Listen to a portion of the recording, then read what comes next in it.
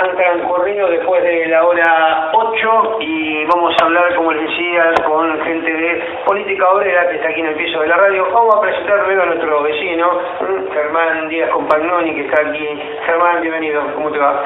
¿Cómo andás, Marcelo? Buen día para vos y para toda la audiencia. ¿Todo bien? Todo bien, por suerte. Bueno, ¿quién nos acompaña hoy? Bueno, acá estamos con el compañero Pablo Busch, nuestro precandidato a gobernador, así que nos está visitando. Vamos a hacer una recorrida de medios en esta mañana, esperando de que todo lo que tengamos para decir desde Política Obrera llegue a la mayor cantidad de ciudadanos posibles. Perfecto. Vos, antes de hablar con Pablo, también sos precandidato. Sí, Marcelo, voy como precandidato a diputado por la 7ª sección electoral.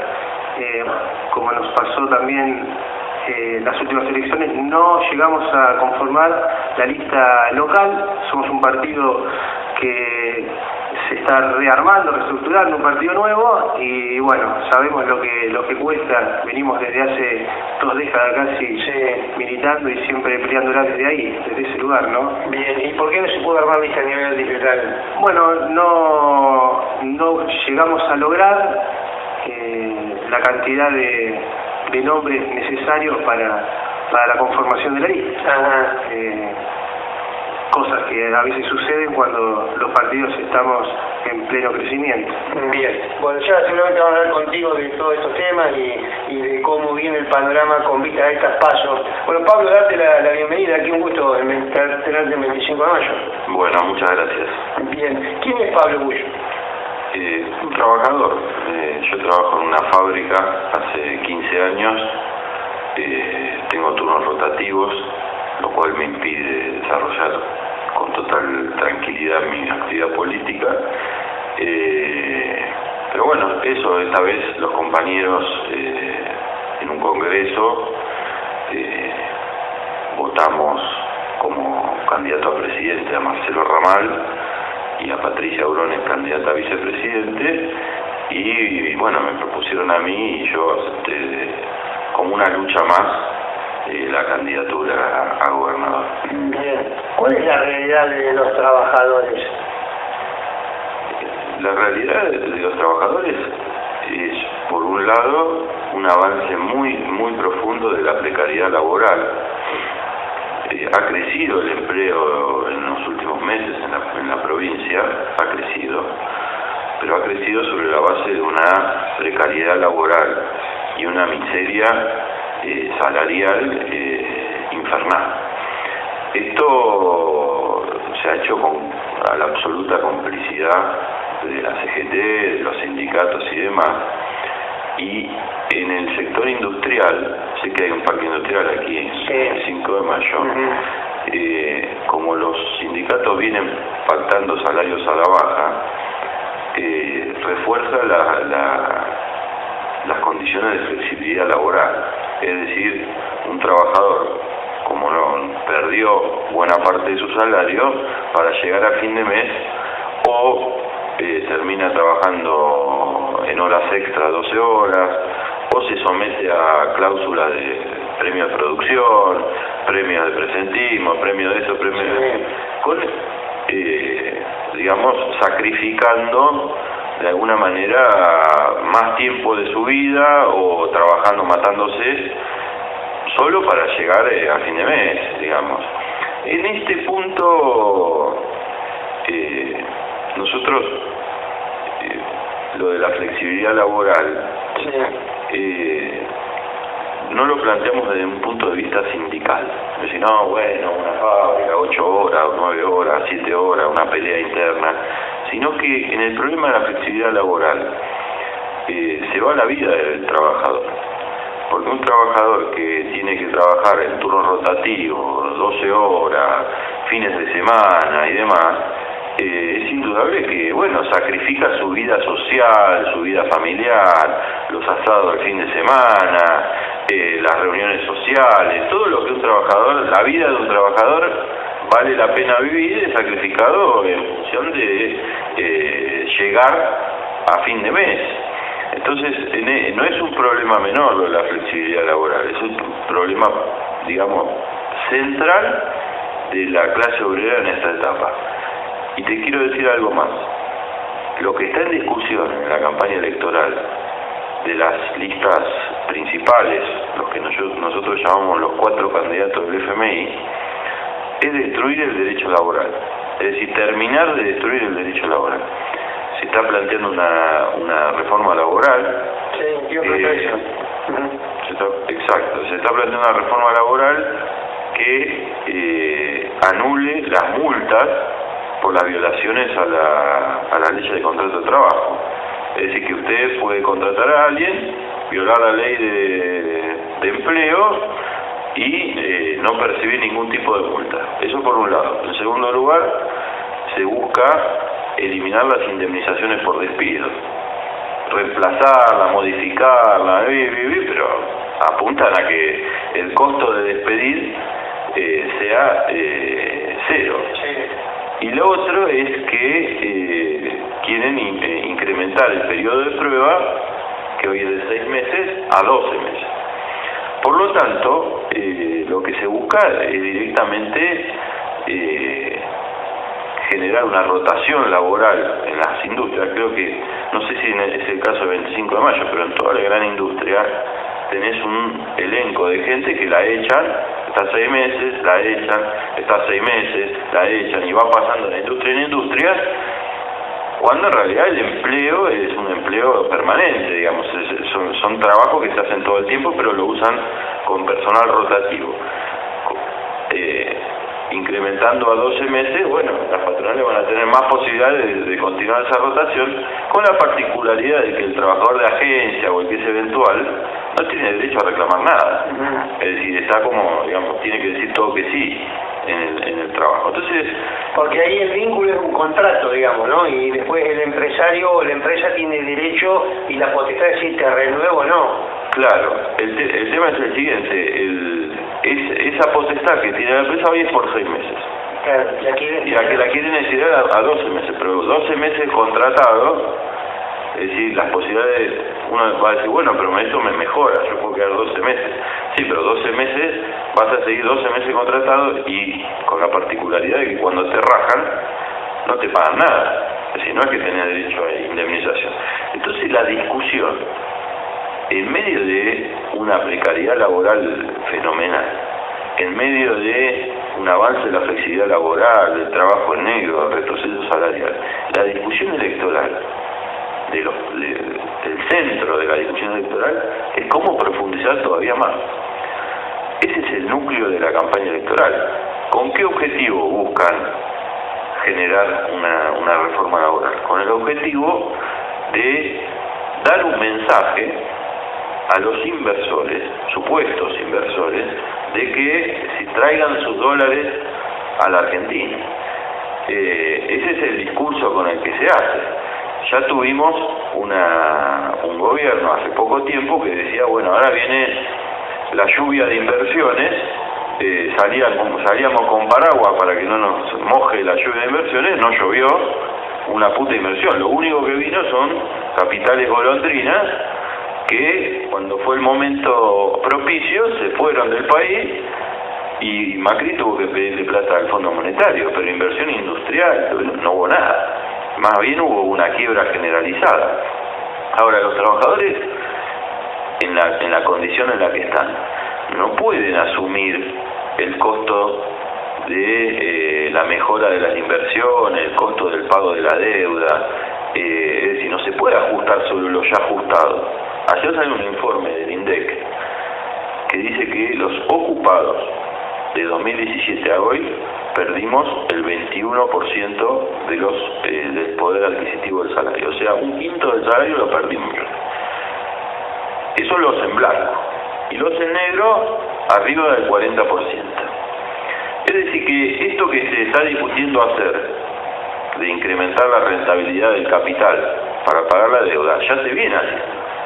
Y ahora se está discutiendo quién es el más apto para hacerlo más. Incluso con algunas variantes, como la de Milei y Patricia Bullrich, que desarrollan una agenda de corte, de decir, bueno, no solo quiero eliminar el derecho laboral, sino el derecho de protesta. Es decir, a todo aquel que haga una huelga, un piquete, un corte de ruta, lo que fuere, palazos. Quiero decirles algo, advertirle algo a los oyentes y acá a la audiencia. Los piquetes en los países que son modelo de estos políticos, como por ejemplo en Estados Unidos, son perfectamente legales. Si ustedes ven los diarios de hoy, los diarios internacionales, van a ver que hay un piquete de los principales actores de Hollywood que están impidiendo que las firmas de cine y de series y demás produzcan con carneros contra ellos, y lo están protagonizando los principales actores del mundo, y hacen un piquete perfectamente como ellos saben hacerlo. Y Patricia Bullrich, Javier Milei, Larreta y Massa no dicen no, hay que hacer como en Estados Unidos. No, esa parte de los Estados Unidos, que es la lucha de la clase obrera, la ocultan, por supuesto. Ahora, quieren ilegalizar la protesta de los trabajadores. Esa es la agenda de la campaña electoral, y Política Obrera se presenta como parte de lo que va a ser la respuesta obrera y del pueblo a esa agenda. Es decir, cualquiera que escuche que viene una reforma laboral, que va a derogar las indemnizaciones, que va a incrementar el periodo de prueba, que va ¿cuál era la tercera? A prohibir las multas por el trabajo en negro y demás, cualquiera sabe que la clase obrera va a reaccionar. Es decir, que vamos a una lucha, no la van a imponer por las buenas. De hecho, Patricia Bullrich dice: acá necesitamos fuerza para hacer todo esto, y el que sabe que va a enfrentar eso, el que es consciente de que vamos a enfrentar eso, nosotros lo invitamos a votar por una lista que es la lista que intenta clarificar frente al electorado la agenda que se está discutiendo. Inclusive si uno dice, bueno, como voy a enfrentarlo luego, pago una cuota de esa lucha, la pago ahora en la votación el 13 de agosto por anticipado, y como todo cuota por anticipado que uno paga, sale más barato, porque paga sin interés. Entonces, si bueno, voto por los voceros de Política Obrera, por Germán aquí en 25 de mayo, por la lista de Ramal, como un mensaje de la población trabajadora y campesina de que no estamos dispuestos a aceptar otro ajuste contra el pueblo para beneficiar a las corporaciones capitalistas. Sabe que yo siempre escucho, leo y quería preguntarte ahora, porque hay sectores que vienen repitiendo sistemáticamente, ¿no?, que para salir de esta situación hay que ajustar, ¿sí? Y que hoy por hoy el panorama de la clase trabajadora en la Argentina tiene a un amplio porcentaje trabajando en el Estado y a una pequeña porción en el sector privado. Hasta ahí estamos, vamos bien. Sí, bueno, sigo. Está bien. Digo, por un lado esto, ¿no?, hay que achicar el Estado, hay que, bueno, y esto además se plantea con un poco lo que vos señalás también, ¿no? Bueno, si hay que salir con las fuerzas de seguridad a paliar una situación que pueda generar una crisis, bueno, pero hay que achicar el Estado. Y esa gente después verá, ¿no?, en dónde se reinventa o dónde se recicla laboralmente. En ese sentido, ¿ustedes cuál es la mirada que tienen? Te quiero contar de lo público primero y después quiero ir a lo privado. No, nosotros rechazamos cualquier plan de ajuste que se quiera establecer sobre los trabajadores estatales. Sí. Rechazamos. Sí. Obviamente habrá casos en donde habrá que poner la lupa porque algunos ñoquis o lo que fuere, pero acá no están hablando de eso. Ajá. Acá están hablando de achicar el plantel docente, achicar el plantel de médicos, de enfermeros, achicar la salud, es decir, todo apuntan a eso, no es algo, porque el negocio de la salud es un negocio muy rentable, pero hay que eliminar la salud pública, hay que destruirla. Lo mismo con la educación. La destrucción de la educación pública abre la puerta a grandes negocios de colegios privados, a los cuales están vinculados los mismos políticos que son los promotores de la destrucción de la educación pública.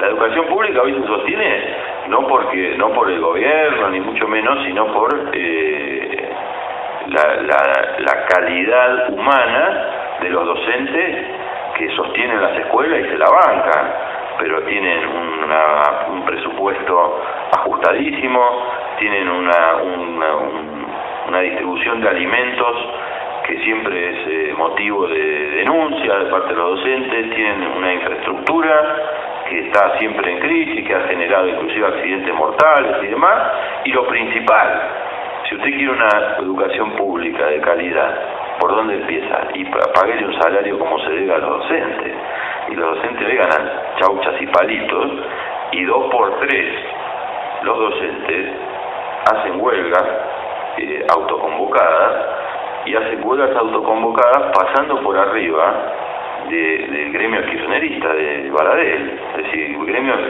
kirchnerista de Baradel es cómplice de esta situación educativa, no es aunque en los spots de Patricia Bullrich y de Larreta dice, los gremios kirchneristas no paran nunca, lo que paran son los docentes autoconvocados, vinculados a seccionales recuperadas y demás.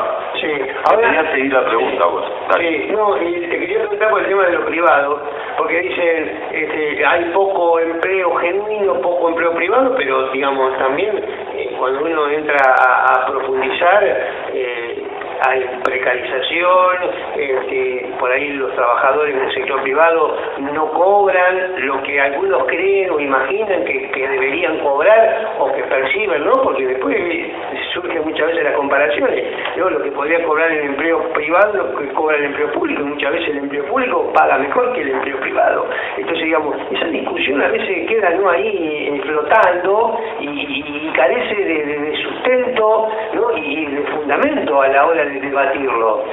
Mira, yo conozco 2 tipos de empresas en privado. Sí.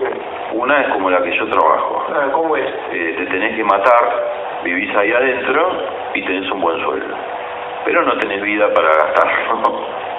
Es decir, vivís ahí adentro, turno rotativo, fines de semana adentro y demás. Sí. Bueno, sí, de esas te puedo nombrar 1000. Ajá. De Toyota, por ejemplo, Volkswagen.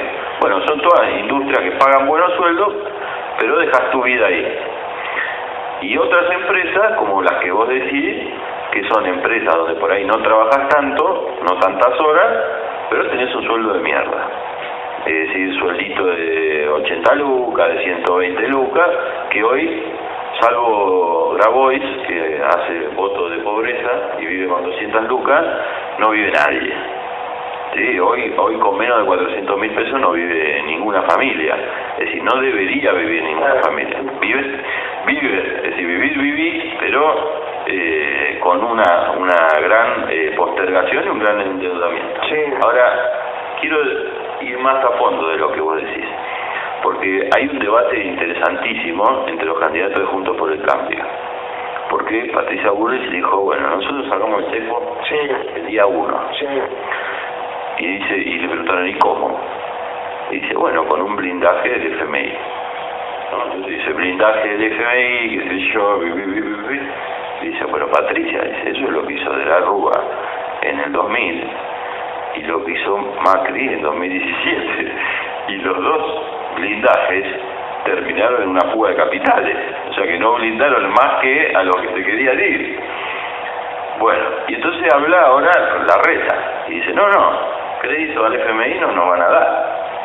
No es que no haya que pedir, no nos van a dar, porque ya pedimos, lo que podíamos pedir ya lo pedimos. Es más, nos dieron mucho más de lo que le dieron a otros países, es decir, fue un préstamo récord, batió todos los récords de préstamo.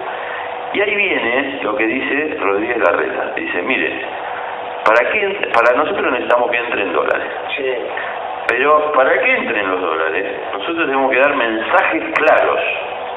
Y entonces hay que reformar las leyes laborales, reducir las indemnizaciones, reducir el Estado, Es decir, toda una línea de guerra para ver si vienen los dólares. Entonces, solo por la posibilidad de que entre los dólares vamos a tener que sacrificar el derecho laboral, la vida social, el salario de los trabajadores, ni siquiera tiene una solución en la mano, porque de alguna manera lo que plantea Rodríguez Larreta es lo mismo que está haciendo Massa.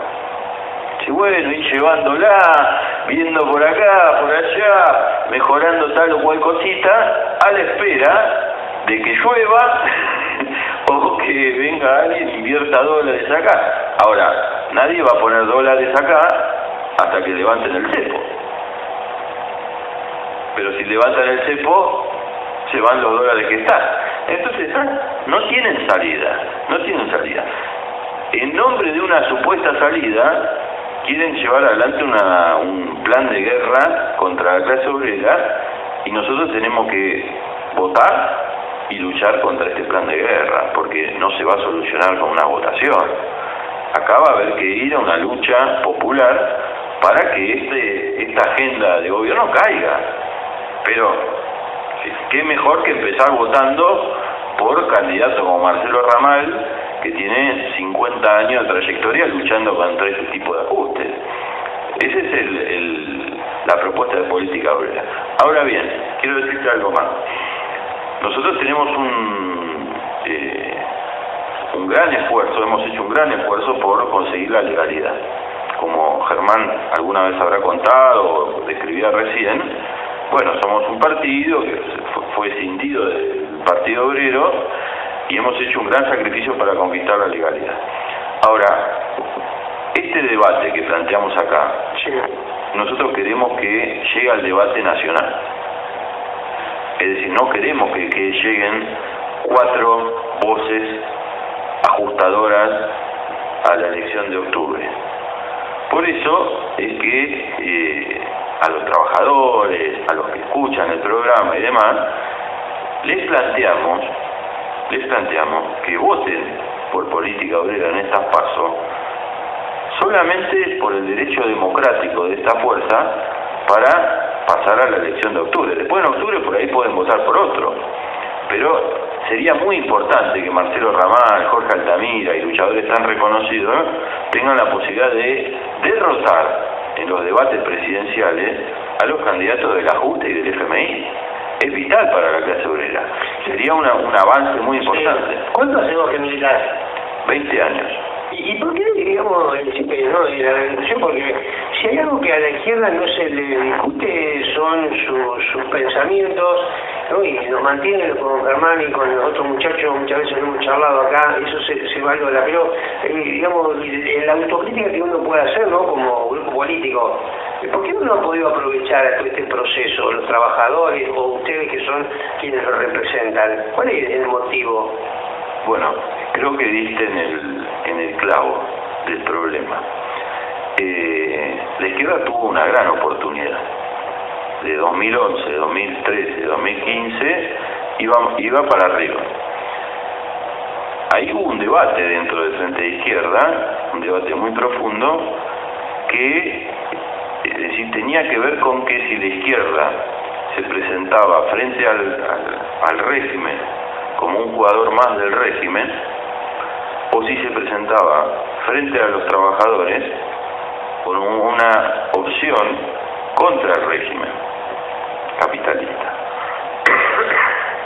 Si hoy vos ves la interna que se está dando dentro del Frente de Izquierda, ambas fuerzas se acusan mutuamente de ser cómplices del régimen.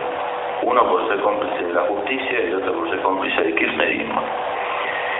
Y el Frente de Izquierda desde hace rato que dejó de ser para los trabajadores una opción contra el régimen. Es decir, PO dice, Bregman está con Kirchner, con Cristina Kirchner, y Bregman dice que Solano está con la casta judicial. Se dicen así mutuamente, o que uno está en contra de los piquetes. Lo central del tema es que están en una disputa por cargos, y en medio de esta crisis que vos coincidiste, me parece, en el análisis, ellos se colocan de espaldas a la clase obrera, porque si en esta elección vos tenés que venir a decir, no, en la PASO vote por mi lista interna y no por la del otro, porque es una interna de ellos. No están haciendo una campaña de cara a los trabajadores como la que estamos desarrollando nosotros. Ahora, ¿por qué no se aprovechó ese crecimiento de la izquierda? Tiene que ver con que el régimen capitalista tiene múltiples maneras de adaptarte. Es decir, te hace, digamos, el entre permanentemente. Busca, digamos, amilanar, busca convertirte en parte. Y en la Cámara de Diputados, por ejemplo, hay una gran presión sobre los diputados de izquierda para que trabajen de conjunto. Es decir, bueno, yo te traigo un proyecto, usted me trae un proyecto, yo te lo firmo, te acompaño, trabajemos juntos. Esto se vio mucho en la ley del aborto, según un bloque de distintas fuerzas y demás. En ese proceso, solamente un partido, digamos, probado en la lucha, pasa la prueba del Parlamento. El Frente de Izquierda no ha superado la prueba del parlamentarismo, se han adaptado, han jugado como segundo o tercer violín de la fuerza de las principales fuerzas, y hoy claro que están ante un retroceso. Por eso la postulación de política obrera busca mostrarle a los trabajadores que hay una izquierda que va en contra de ese rumbo de adaptación. Ese es el centro de nuestra postulación. Sí. Bueno, dentro de este esquema, ¿no? Ustedes tienen la PASO, ¿no? Que necesitan, digamos, llegar a octubre y ante, digamos, el trabajador, ante el potencial votante, ¿qué se le dice? Digamos, en la diferencia que por ahí pueden llegar a tener con directamente lo que es el Frente de Izquierda, ¿no? Que no vote por una lista de ajustadores y que vote por una izquierda que se presenta frente a la población clarificando lo que se está discutiendo en primer lugar, y segundo, planteando una agenda de lucha para apenas se desarrolle este plan, que ya está en marcha, digamos, esto ya se está discutiendo. Ayer Rodríguez Larreta, yo escuché en la radio una entrevista, y dice, pero Larreta le dice, usted va a derogar los juicios laborales, y dice, se va a comer una manifestación gigantesca y demás. Dice, no, estás equivocado. Dice, yo ya tengo el acuerdo de la CGT, porque las multas van al trabajador. El que cobra la multa es el trabajador, no el sindicato. Entonces los sindicatos ya me dieron su apoyo. La CGT ya está negociando una reforma laboral con Rodríguez Larreta, lo dijo él. Y la CGT no salió a decir nada, no dijo, no, Larreta miente, no, ya hay una reforma laboral en discusión antes de la votación. Votar por política obrera es votar contra esta agenda, contra la reforma laboral, contra la reta y demás. Ese es el centro de nuestra postulación, contra esta liquidación del derecho laboral que se está buscando implementar. Bueno, en esta recorrida que estás haciendo, ¿qué evaluación estás sacando de los trabajadores en la provincia de Buenos Aires, por ejemplo? Bueno, yo lo primero que quiero decirte es que lo de la precariedad laboral es una situación prácticamente generalizada. Estuve en Azul hace poquitos días, sí. Estuve en Tandil, estuve en Zárate, Campana, en todos lados más o menos es el mismo escenario, ¿no? Una precariedad laboral inmensa, salarios muy bajos, mucha gente que trabaja en planes y hace tareas de convenio en los municipios. No sé si eso ocurre aquí, pero en la mayoría de los municipios de Gran Buenos Aires, los que cobran planes hacen el trabajo de municipales. Y lo que a mí más me llama la atención es que los trabajadores todavía no han tomado una decisión en este proceso electoral, que de alguna manera se expresa en las elecciones provinciales, que hay prácticamente un 30 o un 40% de gente que no va a votar. Sí. Es decir, que hay una manifestación de descontento de la puta madre. Sí. El problema es que esa manifestación de descontento puede ser combinada con un descontento porque, no sé, porque quieren otra cosa, no expresa un rumbo. Sí. Un voto por política obrera expresa, es decir, que estoy en contra de lo que se está haciendo, pero que quiero esto, un aumento general de salario, un aumento general de jubilaciones, la defensa del convenio, la lucha contra la flexibilidad laboral. Expresa un rumbo. El voto en blanco, bueno, es una expresión de descontento y punto. Pero lo que sí es que en estas 2 semanas que quedan, vamos a una lucha feroz para que la mayor cantidad de trabajadores se pronuncie contra la agenda del ajuste, de la reforma laboral, en defensa de los trabajadores. Bueno, ese, digamos, es un gran desafío que tienen porque, digamos, hay un descontento que se manifiesta esto en el día a día y ahí, digamos, está la posibilidad de que los partidos como el de ustedes puedan ir a captar a ese potencial votante. Me parece que ese es el gran trabajo que tienen que realizar. Totalmente. Lo que ocurre es que mucha gente a priori empieza el descontento diciendo, bueno, rechazo a todos. Claro. Con el tiempo, no me pronuncio. Con el correr de la crisis, no van a poder dejar de pronunciarse. Es decir, si se avanza la reforma laboral y todo, la gente va a salir a la calle a pronunciarse.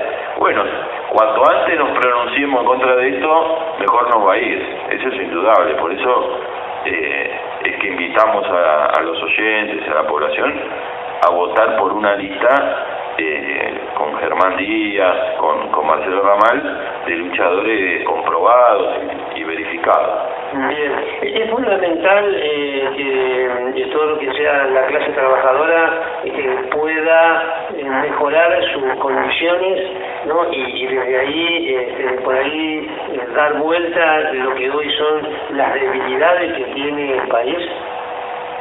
Totalmente. De eso se trata la agenda de política obrera, porque fíjese, usted tiene algún familiar trabajando en una fábrica, trabaja 12 horas, llega a la casa, no le alcanza para alquilar, vive en condiciones de hacinamiento, y uno dice, che, mirá qué música de mierda que escucha este tipo, y sí, ¿qué va a hacer si uno no tiene la oportunidad de abrirse un camino, de, no sé, de leer un diario a la mañana? Si uno vive dentro de una fábrica explotado, la vida social, cultural, profesional, la posibilidad de alguien de formarse, de llegar luego a hacer otra cosa, docente, alguna carrera, ingeniero, un trabajador que estudia, obviamente se le abre la cabeza y mejora sus condiciones. Ahora, en la industria tampoco hay un plan de formación de los trabajadores. A usted le enseñan a hacer lo que tiene que hacer en una máquina y se terminó ahí. Si es colgar los pollos del gancho, arrancás ahí, terminás ahí. Y terminás ahí, y no se le abre ninguna perspectiva al trabajador. Solamente es hacer lo que... Ahora, en la empresa donde vos te desarrollás, ¿no? ¿Cuál es la empresa? Unilever. Ajá, y puede ser, yo trabajo mucho, gano bien y trabajo mucho. No se puede trabajar menos y ganar mucho. ¿Cómo ha sido la lucha ahí?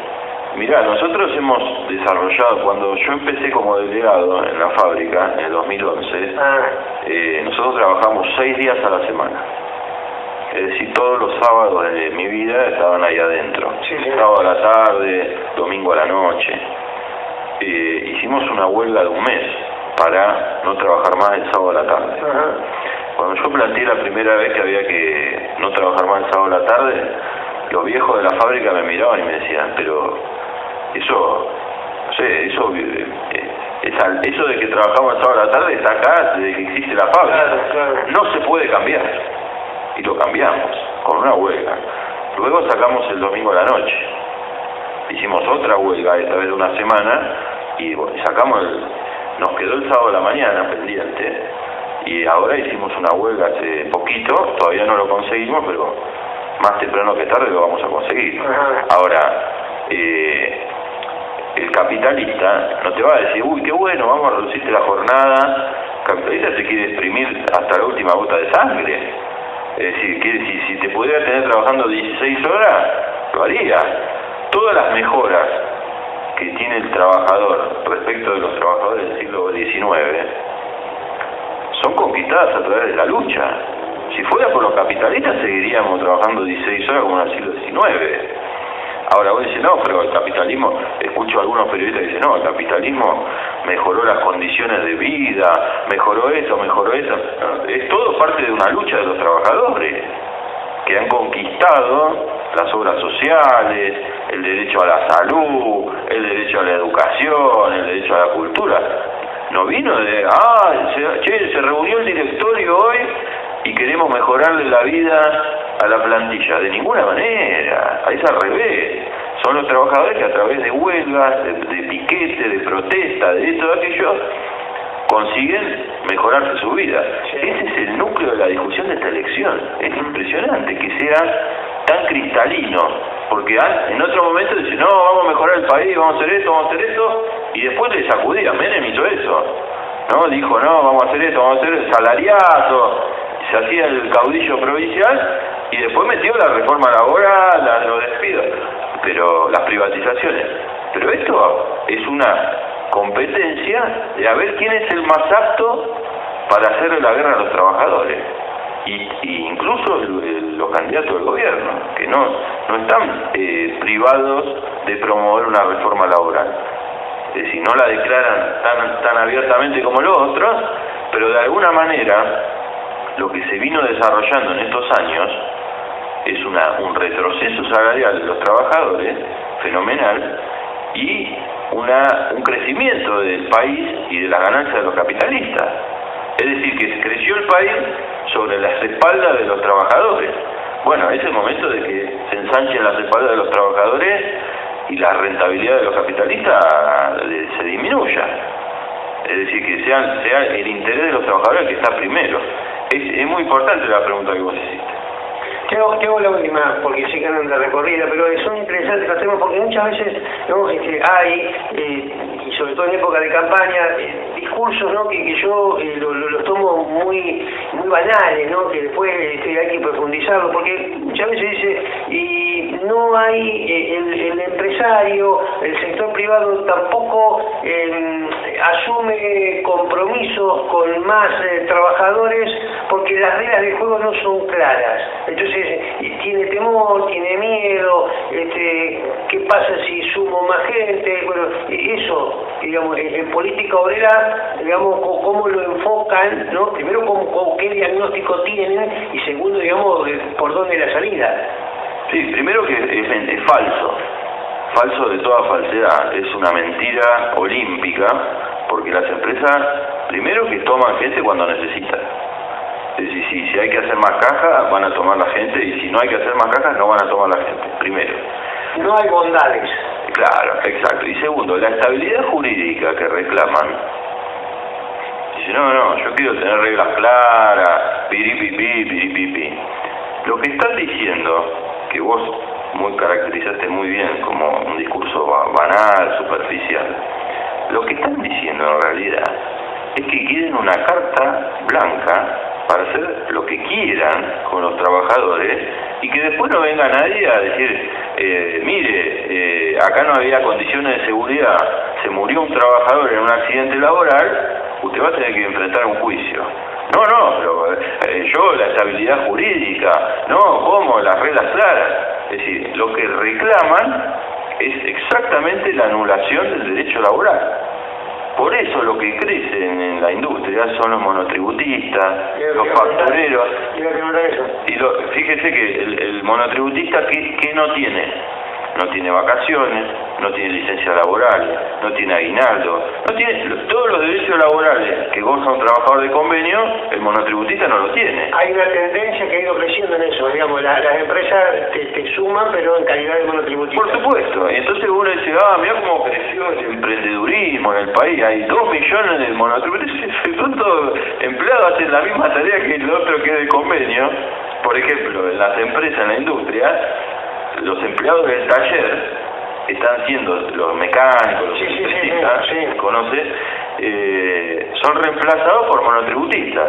Y entonces se forma una pyme, que todos hablan las pymes son subsidiarias del gran capital en su inmensa mayoría. No digo que no haya alguna pyme que sea un emprendimiento, pero esto es una empresa que se creó desde la empresa madre y dice, bueno, vos vas a prestar servicio de mantenimiento y te vas a llevar mantenimiento Pérez y me vas a dar 10 mecánicos y obviamente ganan menos que los del convenio, no tienen vacaciones, lo echan, no cobran nada, no tienen nada, no tienen derechos laborales.